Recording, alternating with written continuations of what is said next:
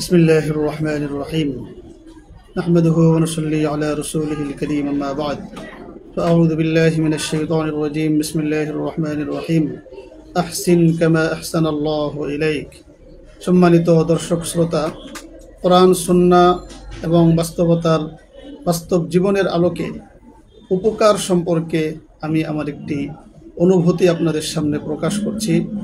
জীবনে যদি কারো প্রতি কখনো উপকার করার সুযোগ আসে, সেই সুযোগটাকে আমি অবশ্যই লুফে নিব, গনিমত মনে করব।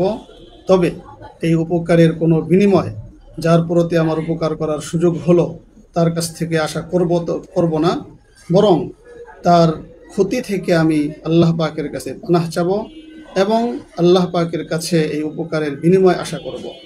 আল্লাহ পাক আমার এই অনুভূতি যদি সঠিক হয়ে থাকে আমাদেরকে এর উপরে আমল করার তৌফিক দান করেন। আমিন।